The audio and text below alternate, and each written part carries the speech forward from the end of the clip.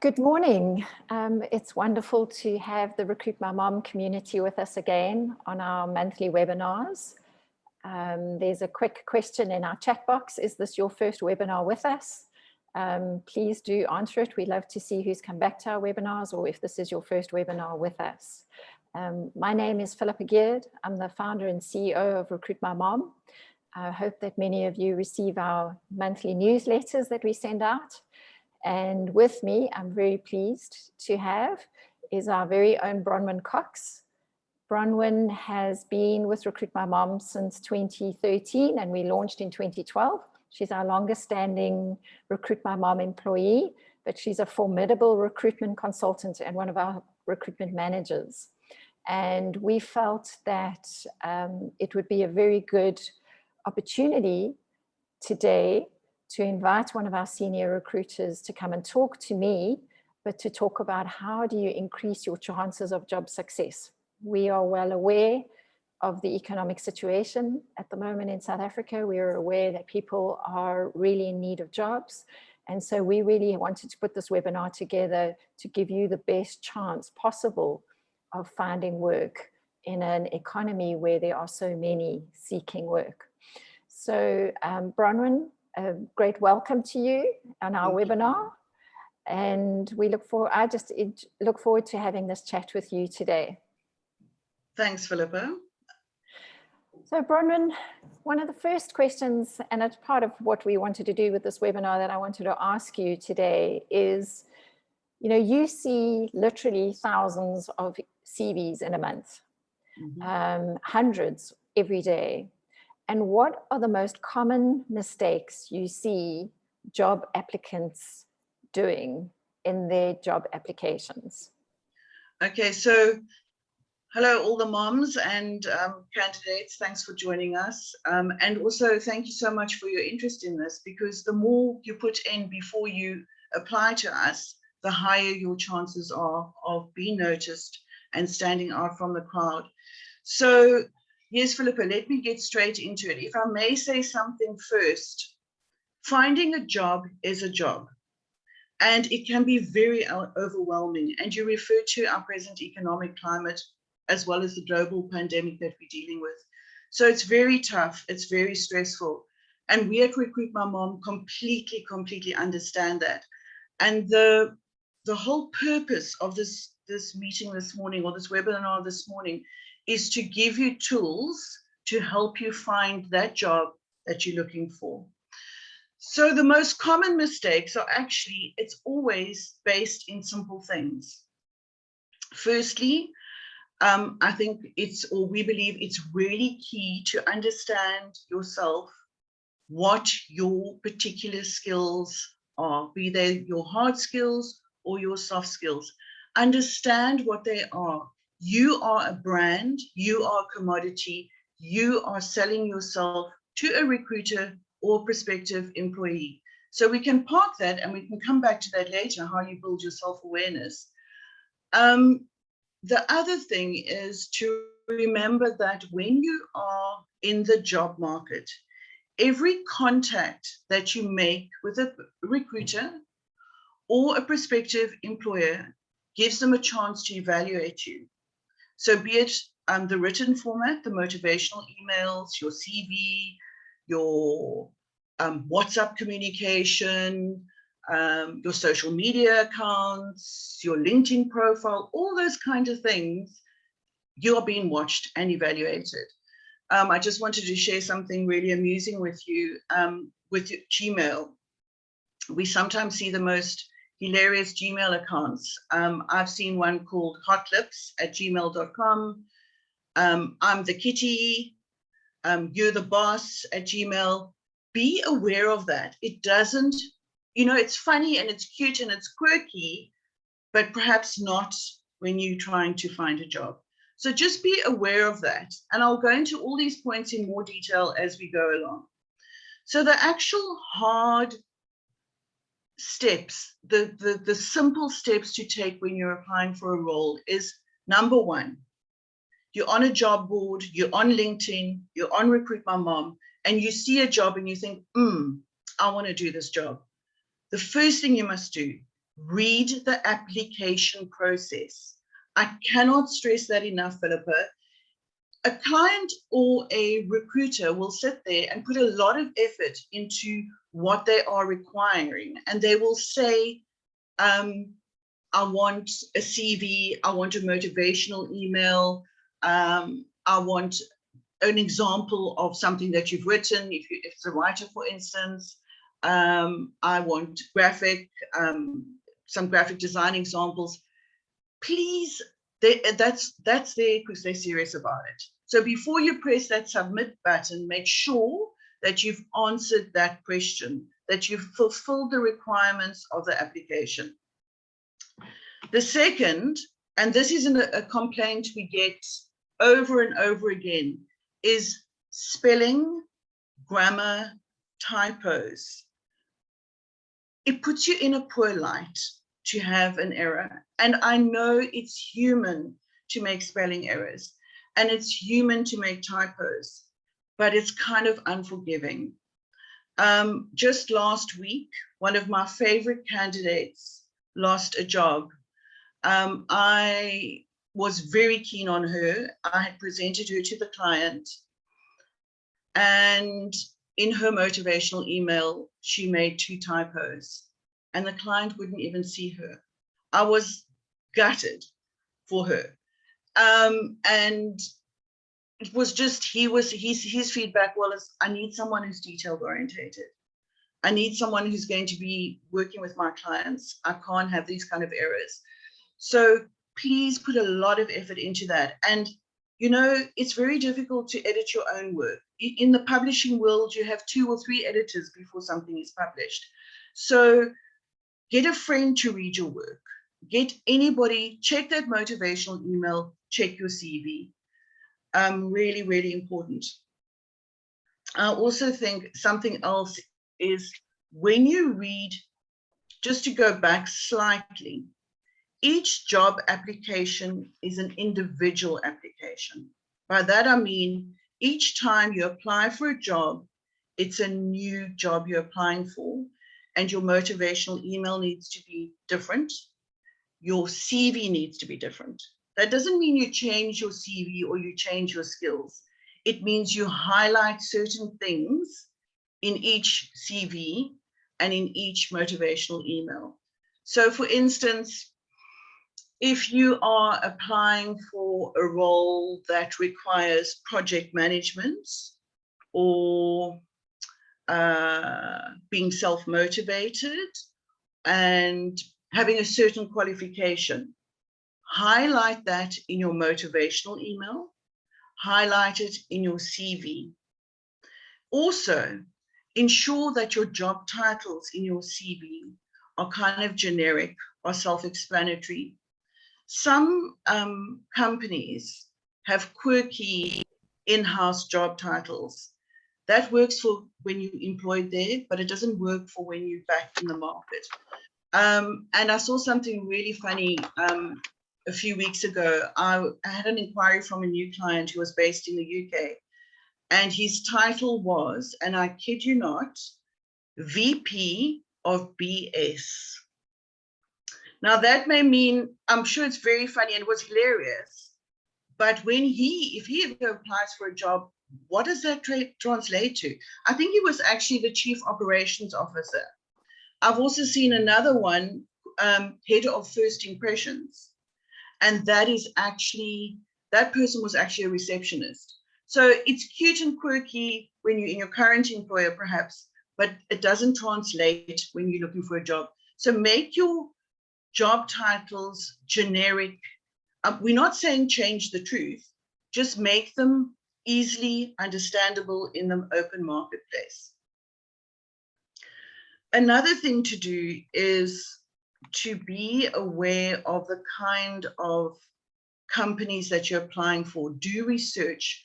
When you go through a company such as RecruitMyMom and you apply for a job, you're not always going to know who the client is. What you may know, however, is that they operate in the tech industry because the job description says tech industry experience would be advantageous. Or if you're applying via LinkedIn job, you will know who the client is. do a little bit of research before you apply, and bring that into your motivational email. Display to the client, communicate to the client or the recruiter that you have actually done some research. And a good way, Phillipa, for someone to overcome something would be, say, for instance, you have the perfect project management skills. It's a tech company, and they say tech experience is advantageous. That doesn't mean you can't apply. What you can do is just do a little bit of investigation on what's happening in the tech industry at the moment, where they're going, what are their challenges. And then when you motivate your application, you can say, I have key project management experience. I haven't worked in the tech industry, but I understand that they are facing this and that you're dealing with that, etc. So just display familiarity. All of this is making you stand out. It makes you stand out against the general applicants. What's interesting there, Bronwyn, it's just a comment on that, is that we know there's a statistic, which is that when women read a job application, if they can do approximately 60% of it, they will apply. Whereas, 80% of it they'll apply, whereas a man will invariably apply for it if they can do about 60% of the job. Yeah. And so it's a really good point that you make, that if there's something about the industry preferred or something preferred, that's not a reason not to apply, but you do need to be able to demonstrate that you actually understand the industry, or that there's something that will attract the employer to looking at your CV through that. So I think that's really interesting. Yeah. I agree with you, Phillipa. And, you know, it happens fairly often where a client will say, particularly in the financial services world, we need Caseware, we need Xero, we need Sage, we need Pastel. And you will have a perfectly wonderful, well-skilled accountant or an administrative assistant or financial assistant, and they haven't worked on that particular software. Don't let that deter you from applying. Say in your motivational email, I have not worked on Xero. However, I have been exposed to a multitude of software packages in the accounting world, and I am a quick study. Overcome that objection. So this is all just making it really easy for the person who's reading your application to say, this person has given this some thought, and we can overcome that. I can also say for sure, people who write excellent motivational emails stand out head and shoulders above everybody else. They really do. I have, in my time, literally phoned people because they've written such amazing motivational emails. They may not be completely right for the job that they applied for. They may not, I may not put them forward. But that motivational email has piqued my interest so much that I want to phone them, I want to know them, I want to find out perhaps what we can do for them, because this is somebody who's made an effort. It's somebody who's thought this through, and it's somebody who is worthy of being employed. So please don't discount that at all. That's also, I just want to jump in there, if you don't mind, Bronwyn, because it's actually, absolutely. It was one of the questions I was going to ask you about, how does one stand out from the crowd in this tech world? And you've just touched on motivational letters. And I can say that, of the staff that I've employed, many of them, including yourself, I have employed because you've written such wonderful motivational emails to me about the passion that you either have for Recruit My Mom or passion for the work that you're wanting to do. And it's that motivational email that has really stood out. And so I would just want to ask you if you wouldn't mind touching on, many companies use applicant tracking systems, automated applicant tracking systems, just because of the sheer volumes of CVs that are now being received through the internet. Talking to the motivational email and talking to applicant tracking systems, how can our candidates understand and use the knowledge that we have on applicant tracking systems to better stand out from the crowd, including motivational emails? Yeah, I think it's seen by some as a barrier to employment and being exposed, but in a lot of ways it can be an enabler and leveler. So what you need to do is follow everything that I spoke about before. But when the applicant tracking system, or ATS as it's called in the industry, comes into play, ensure that you have keywords that are going to be picked up. So if they're looking for someone with project management skills, highlight that in your application. If they're looking for somebody who is self-motivated, highlight those keywords, because that ATS is going to be looking for that and is going to be picking that up. And if you don't put those in, you simply don't go through.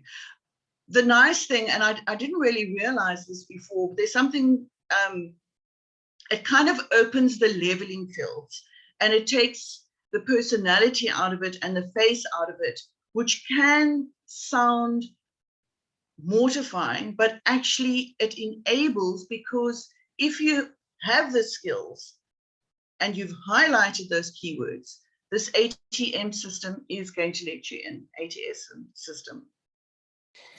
Bronwyn, we've got a slide that Esther just put up, Esther being our admin support here today. And that I thought was such a great example of keyword alignment. So Esther, I'm just going to ask you to put that slide back up for us. And then if we can, Bronwyn, if you wouldn't mind just talking through it, you know, as to how it was laid out and what it is that you specifically were showing in terms of keyword alignment. Okay, so if we look on the left-hand side, we see a job specification, a job advertisement, and they are asking for certain things. So we highlight there, they want a financial manager. We go back to generic titles. We want someone who's self-motivated. We want someone who has project management skills. And we want someone who's qualified as a professional accountant. We therefore, when we submit our CV, even if when you were working at EY, you were called head of finance, put in financial manager. The ATS is going to pick that up. If you believe that you are self-motivated, put that keyword in to your skills, to your soft skills area. Put the project management skills into the area so that there is an alignment and there's a match. And the ATS will then pick up on those words. Does that answer, Phillipa? Yeah, absolutely. And I think another point, just as I'm looking at the slide, is, and I'm going to specifically talk about the accounting, bookkeeping fields now, and I'm sure it translates into other fields, is that an employer might be asking for a specific qualification. And you may not have that exact qualification, but you may have a similar or like qualification with a different name. And so you can put in your qualification, and in brackets, you could liken it to what is being asked on the job application form, so that there, again, the applicant tracking systems pick up the like for like words. But also what you're trying to do is that you're trying to ensure that the very busy employer or the very busy recruitment manager is quickly able to find the information that they're looking for. So yeah, so thanks for putting the slide together, Bronwyn. I think that it's really very helpful. I see there are some questions coming into the chat. Please keep them coming. We will get to the questions and answers at the end. We're going to do a question and answer session. So please do keep popping in your questions into the Q&A. Yes, Bronwyn. I wanted to just say, to talk a little bit about social media, if I may. Absolutely, that was going to be my next question. Go ahead. Yeah. So on social media, look, I love social media. I love Instagram. I love Facebook. I'm very active on it. I love it. However, employers more and more and more look at our social media, be it Facebook, be it Insta, and of course, we assume they're going to look at LinkedIn. Please ensure on your Facebook and on your Insta that you put your privacy settings up to the highest that it can be. And then the information that is on public view is acceptable. I don't want to step on toes, but when you are in the job market, you want to present a certain image. So don't put controversial things into what can be seen publicly. You know, it's all fun and well having a big party and dying tequilas and stuff, or maybe it's just not the right thing to do when you're in the job market. I know that sounds really conservative, but I would rather suggest under these circumstances, we play it safe. In the LinkedIn arena, also make sure your LinkedIn profile is up to date, is accurate. I think that is really, really important. But I had a client last week. I submitted an accountant to him, and before he even responded, he said, "Oh, thanks. I looked at her LinkedIn profile. I really liked it. I want to see her." So before he even responded to me, he had checked her out. It's not exactly social media, but I also want to touch on WhatsApp communication. If you are communicating with a recruiter or with a prospective employer directly, keep the WhatsApp chat business-like. You know, don't say, "How's it?" You know, "Yeah, all." Rather use full words, rather keep it professional. Don't do casual. Maybe when you get to know them, it can change, but while you're looking for a job, just err on the side of caution here and stick to full grammar. I like what I'm hearing from you, Bronwyn, because it's that sense of being aware, the self-awareness that you spoke of at the beginning, of the fact that one is constantly under evaluation when one is looking for a job. And so be it one's day-to-day communication on WhatsApp or one's social media or one's engagement in email, one always needs to be professional and one always needs to put one's best foot forward. And I think that that's really good advice. I want to ask you, Bronwyn, if we can move on to the next question, which is, you know, given the economic situation that we find ourselves in, economic factors, not just in South Africa, but globally, thankfully, we're starting to see a slight movement in the markets. But, you know, for some people, they've been out of the job market for a long time. You've got moms who've either not been working for a while that want to re-enter the market, or you've got somebody who's retrenched, or somebody who's actually been looking for a really long time that hasn't found work. So what advice do you have for job seekers not to get discouraged in their job search? Okay, so I can share with the team, if I may, a personal experience. I was out of the job market for almost 10 years. I had a very big job, and I'd been out of a stay-at-home mom, which I loved, and my personal circumstances changed, and I needed to re-enter the workplace. So I completely understand how daunting it is when you've had a break. I think the team at RecruitMyMom have great empathy and understanding of that situation. One of the biggest things that happens to us when we've been out of the job market is a loss of self-confidence. And that brings me back to the self-awareness. If you don't have confidence in yourself, nobody else is going to. So how do we do that? And I think that the one thing is to seek career guidance. And this could be a topic for a whole new webinar. But you need to understand where you're at and what it is that you want and what it is that you can offer a prospective employer. I think that it's unrealistic to think that people change. You know, when you have children, your focus changes. You also develop new skills, believe it or not. Some people think, oh, you've been at home and you've been, you know, in the world of darkness. No, you haven't. You've been learning to multitask. You've been doing so many other things. So make sure that you can keep your confidence together by any means possible. I think that career guidance or seeking a career coach is a very good idea. I also believe that be strategic. Try and look at what is happening in the world around you. For instance, COVID is a terrible thing. Nobody can deny that. It hit everybody really hard. But in COVID, a lot of new industries sprung up, a lot of needs sprung up. If we were at home, all of us who are moms will know suddenly our children were at home. Suddenly people were saying they can't go back to school. Online schooling became important. And then all these new companies started mushrooming, looking for people who could do online tutoring, online teaching. Those industries are booming. There are many industries that are booming. So know where the growth is in the market and try and position yourself there. Also social media, be aware of the social media. That's another thing. Network. We all have, when you've been out of the marketplace for a while, we all have networks, every single one of us. We have friends who are in business. We all have friends' husbands who are in business, friends of friends. In the school, when you're dropping and picking up your children from school, don't come across as desperate, but you can say, look, you know, I'm looking for a job. I want to get back into the market. My key skills are that. If you know of anybody I can contact, please let me know.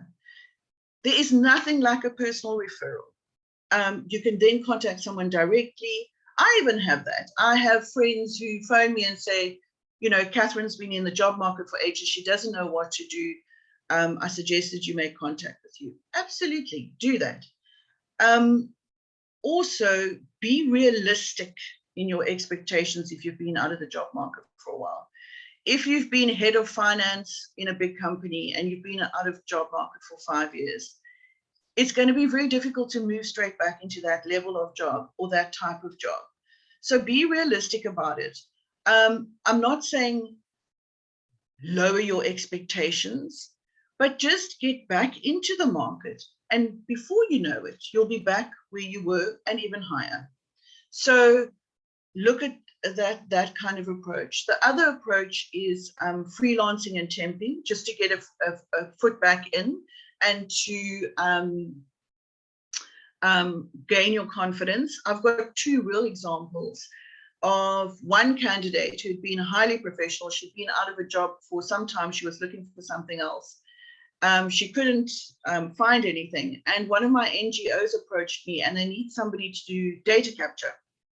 And it was a very low rate, not a nice job, data capturing all the time, but stunning employees. The people who worked at this NGO were fabulous. So I phoned and I said, look, I know all these things, but you're sitting at home. Would you mind doing it? And she was like, no problem. And I think the assignment was 2 weeks. 6 weeks later, she was still there. She had met lovely people. Instead of sitting at home earning nothing, she'd earned a good 3,000 Rand. And she was just feeling so buoyant. I had a very similar thing happen with a doctor receptionist. They were looking for someone to do a sick cover, and someone very senior went and did it. And she said she had such a wonderful time, and it gave her so much insight into something that she'd never done before. And she really, really loved it. So, you know, freelancing, temping, it's not a bad thing to do. It's a very good thing to do.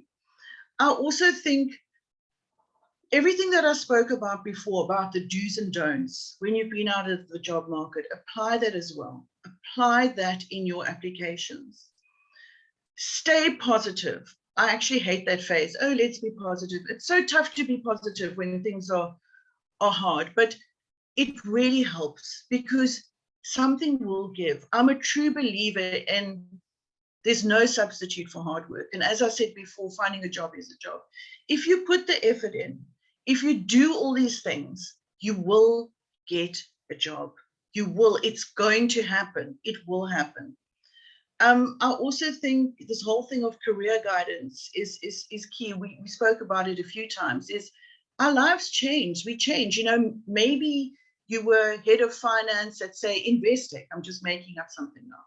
And you have 2 children. And you've suddenly seen that you're so interested in the childcare environment and you want to do something there, but you're not sure. And you're so passionate. You can go see somebody, a career guidance counselor, who can say, well, you can use these skills in this kind of area. And you repackage yourself and you remarket yourself. It's exciting. I think view it as excitement rather as desperate, although I do understand the fear, and I do understand, and I think we understand what it's like to be out of the job market. Bronwyn, can I ask you something just to step in there? So just earlier, you know, you mentioned something which is that, you know, don't come across as being desperate in your application or in your job search. And I want to talk a little bit to that with you, because I know that we see coming across our through Recruit My Mom, in motivational emails, we see a lot of personal information that people are sharing in terms of their personal circumstances. How does that come across in a motivational email when somebody is sharing, you know, their desperate situation in a motivational email? Is it appropriate, or is it not appropriate? How would you address that? You know, Philippa, I really think that one needs to separate your personal life and your working life. To say that you're a single mom on a single income, yes, it's your reality and it's what you're dealing with, and it's tough. But it could make a potential employer feel like, oh, I'm taking on a burden. Do I need this? Because at the end of the day, people are in business to do business. Yes, we are people and we're well-rounded and everybody's got their issues. And trust me, everybody has their issues. But don't put it in your motivational email. And certainly don't do it when you're in an interview. And Philippa, if I may, I'd like to give a brilliant example of something that happened about 3 weeks ago. I had a candidate. She's 26. She's got 2 young children. She's living with her father. She's got an outstanding CV. And she applied for a job. And I thought, oh my gosh, she is perfect. But her motivational email to me is, I don't have any money. I don't have any this. And I don't know, something in me just thought, you know what, it wasn't that. I loved her CV. So I phoned her and I said, I want you to rewrite the motivational email. Focus on your skills.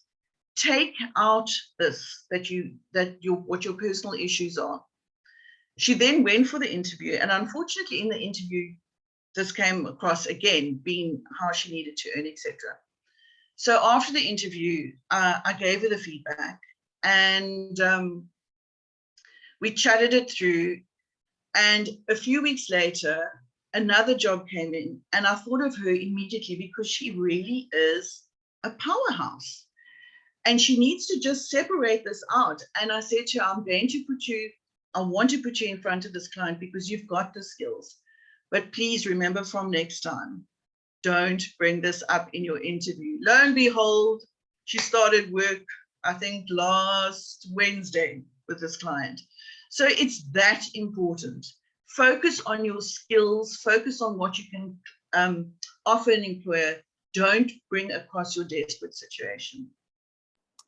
Oh, that's great advice. I think that's really helpful.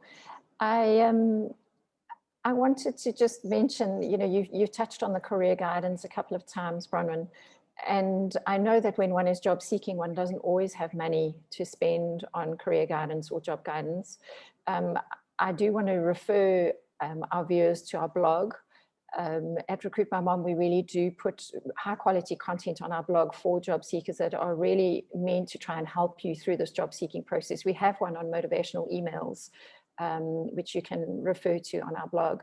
But also we partner with people who do strength training, you know, coaching, various other things. So, you know, if there is something you're looking for and you have got some kind of means to be able to pay for career guidance, just drop us an email and we'll try and put you in contact with the right person. And Bronwyn, I wanted to just ask, you know, having worked for Recruit My Mom and having worked in previous places and other places of recruitment, you know, what are the benefits for women in particular of being part of our network, if you like, and being part of this ecosystem of Recruit My Mom? You know, what can they expect from us? And, you know, what is it that we could be doing and are doing for women in South Africa? Okay, I'm going to answer this a little bit, and then I'm going to hand it over to you, Philippa, because you're the passion behind this brand. But what is so wonderful about Recruit My Mom, and I speak with such passion, because I'm a woman, I'm a mother, I need to earn, I need to be flexible, I need all those things. So I'm the Recruit My Mom candidate. I love working here. We understand working women. We understand the challenges that you are facing. And I think that empathy hopefully comes through where we can. We can't find everybody jobs. It's impossible. But we're doing our utmost to facilitate that process for you, that you can find a job in a webinar like this. If we don't place you, that we can help you find a job. We understand you. We have a great community. We've got our Facebook page. We've got our Insta page. We've got our LinkedIn. And we continually working on content and information and industry trends that are specific to working women. And I think Phillipa actually said that, and you can touch on it again, when I speak to a client, when I deal with a client, and particularly because I was one of the first people doing this at Recruit My Mom, we try and educate our clients in terms of why our candidates are so amazing and wonderful, and why they're so skilled, and why they need flexibility. So we try and do that work for you upfront before you even get to the interview. Our clients buy into what we are trying to do, and we try and educate them. So I think that's a huge plus. And it's very rewarding when we as recruitment managers actually see it in reality. A mom who's got 2 children who can also be a head of finance in a medium-sized firm and be able to do these things. So I think we talk the same language, Phillipa, and I really hope that comes across to our members. But I think you can add quite a bit on this as well. Thank you, Bronwyn. I just, Bronwyn's right. We are moms working for moms. I think that's what we're all passionate about, and you can hear Bronwyn's passion. And Bronwyn is sitting in her home office in Cape Town, and I'm sitting in my home office. We all work virtually. We're a team of 15 that work around the country and one in the UK. We really do live what it is that we believe other women can be doing. And I think that's what is an advantage of being part of this ecosystem is that we get it. Yes, we're not able to place everybody into jobs because, equally we don't have that many jobs on, but our employers are starting to recognize the caliber of candidates that we have. And because although we use technology, we don't purely use an applicant tracking system. We use human recruiters who are looking for those transferable skills that can be pulled out to an employer. And I just want to talk to a little bit, if you don't mind, I'm going to just take a little bit of your time, Bronwyn, on transferable skills. Yes, good. And I just want to say to our viewers out there that when you're applying for a job, think about skills that you have learned that you can transfer into your CV. So if you've been a stay-at-home mom for any length of time, believe you me, that you have transferable skills that you've learned while being a mother. And those skills can be put into your CV as soft skills, be they negotiation skills, be they collaboration, empathy. There's so many skills that come with being a mother. Likewise, if you've been in an industry and you've decided that you want to do a career change, think about the skills that you have when you're looking at a job application, and then do the work of transferring those skills in a readable manner for that employer so that they can recognize that you can do the job. I know there's a number of times that we look at CVs and it's almost like we need to do the mental arithmetic to be able to work out the transferable skills in order to put that candidate forward. And that's not really going to help you when we're sifting through 200 or 300 CVs in one go. You need to be able to pull those transferable skills out and communicate them very clearly on a CV. And I think that will help recruitment consultants like Bronwyn to be able to, it just saves a lot of time and also helps us when we're presenting you to an employer. Bronwyn, I want to move on to the question and answers because we've got quite a few coming in. I wanted to, is there anything, you have to, in closing before we move to the questions and answers that you feel that we may have missed in terms of lessons we can give people on how to, just do better in the job market? And before we move on to that, I think that the pointers that we've given this morning are very simple, basic steps. And if applied, will truly